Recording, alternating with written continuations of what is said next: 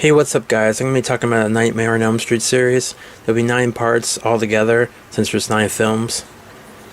So, this part is going to be the first film, Nightmare on Elm Street. So, it was directed by Wes Craven, and it stars Heather Langenkamp, John Saxton, Ronnie Blakely, Amanda West, introducing Johnny Depp in his first movie role, and Robert Englund as Freddy Krueger.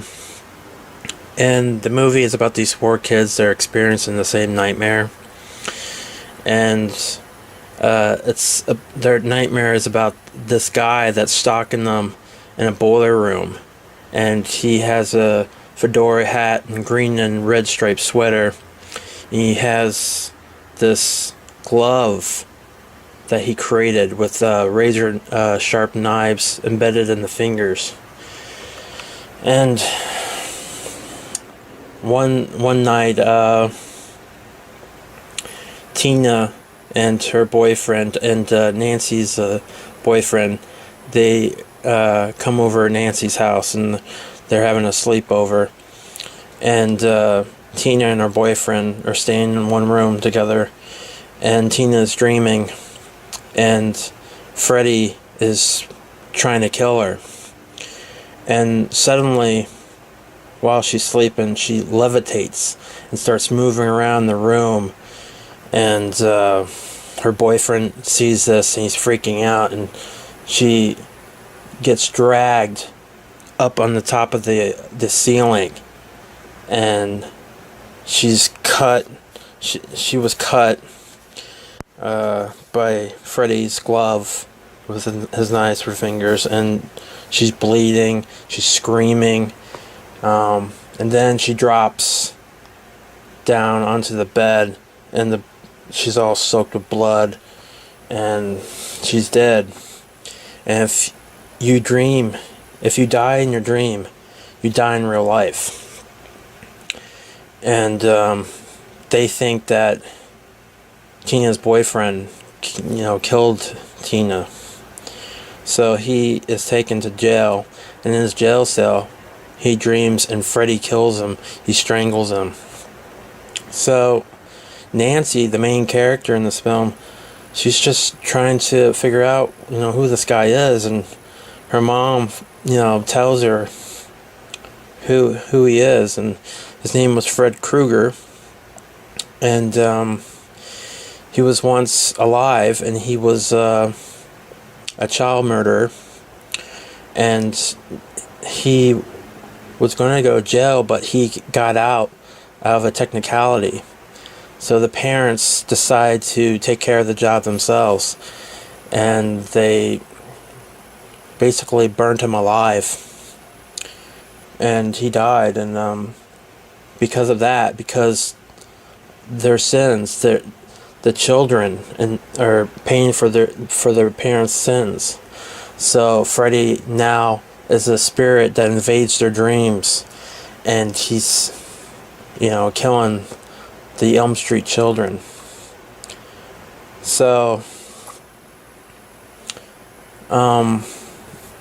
Nancy, once her boyfriend dies, she's like trying to figure out survival and reading these books, and she starts figuring things out when she's dreaming. She pulls things out of her dream, and she pulled out Freddy's hat out of her dream. So she's starting to figure it out that she can pull that out of her dream. She can pull Freddy out. So she starts setting up booby traps, and she dreams, and she's got a hold of Freddy, and she pulls him out of her dream, and then she gets all the booby traps are set up, and he falls for it, and she lights him up on fire, and she's no longer afraid. And because of that, it makes Freddy a lot weaker. She tells him that she's no longer afraid. She wants her friends back, and he pretty much disintegrates. He dies because he feeds on your fear, and without that, he's nothing. And he's also weaker in the real world. So So he dies, and then Nancy has her friends back, and her mom is no longer drinking, and so she goes into the car, and they're about to drive away with her friends, but Freddy outsmarts Nancy, and she never did pull him out of her dream. She was still dreaming, and Freddy has control over the car, and the car drives off, and she can't get out of the car, and her mom gets pulled through the door by Freddy, and you see ghost children, and they're singing the nursery rhyme. 1, 2, Freddy's coming for you. 3, 4, better lock your door. And it ends the film. And this film is very innovative. Wes Craven made a great film. It's probably the best horror film I've ever seen. I mean, I like other horror icons, and I respect all that, but this is my favorite of them all. It's just a very smart filmmaking, great story, scary villain. I was scared by this villain when I was a kid. Freddy scared me. Towards some of the sequels later on, he started getting less scary, more funny. But the first couple of films, he was pretty scary. I remember when I was really little, I remember having dreams about Freddy. Him, his face, coming out of the wall or whatever like that, I remember having nightmares about Freddy at times. And the dream sequences in this film is very good. Nancy seeing Tina in her dream and she's dead and she's in a body bag, or Freddy coming out of a wall. You see his face coming through the wall, and his hands, his arms are stretching out. Just different dream sequences are really good.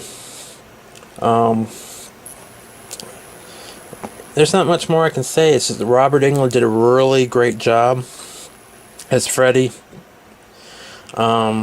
He is Freddy. I don't think anybody can ever replace him. But Heather Langenkamp as Nancy, did a good job. Great acting. Great story by Wes Craven. Very smart film. If you haven't seen this film, check it out. I know a lot of people have seen this film, but there's some newcomers to the series, so this is my review of the first Nightmare on Elm Street film. I will be talking about the other films, and the second part will be Nightmare on Elm Street 2, Freddy's Revenge. So I'll see you in the next part in my series of reviews. So you guys have a good day. Talk to you later.